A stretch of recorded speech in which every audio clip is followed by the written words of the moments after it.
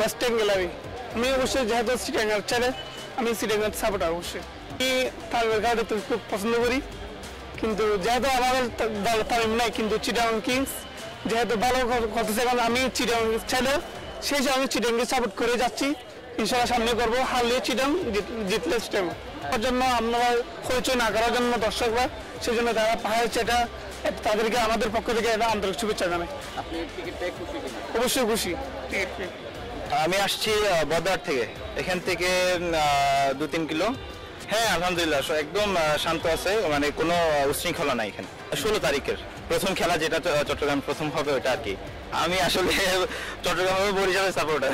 আসলে আমার ওই ফেভারিট মানুষ আছে তো, ওই মাহমুদুল্লাহ, সেজন্য আলহামদুলিল্লাহ অনেক সন্তুষ্ট। কারণ এখানে ওই সেনাবাহিনী যারা আছেন তারা একদম সুশৃঙ্খলভাবে সবকিছু মেনটেন করতেছে, কোনো ঝামেলা হচ্ছে না।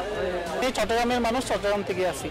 হ্যাঁ আলহামদুলিল্লাহ, আমি তো প্রথমে এসে দেখি অনেক মানুষ এখানে, আমি মনে হয় আজকে নিতে পারবো না এরকম মনে করছিলাম, বাট এখন দেখি খুবই কম, এখন অতি সুন্দরভাবে আমি মনে হচ্ছে সবাই টিকিট নিচ্ছে এখন।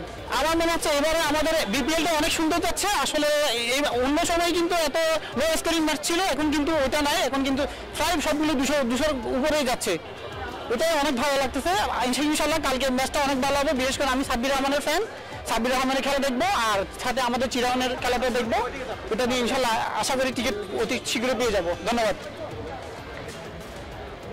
হ্যাঁ অনেক প্রতীক্ষার পর ভাই টিকিট পেয়েছি, যেহেতু এখন অনেক আনন্দ লাগতেছে।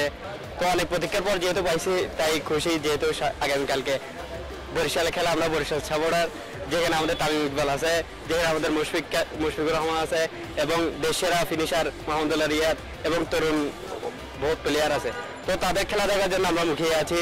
অবশ্যই তারা আগামীকালকে ভালো পারফরমেন্স করবে এবং বরিশালকে জিতাবে, এবং অবশ্যই বরিশালের চ্যাম্পিয়ন হবে এবছরও।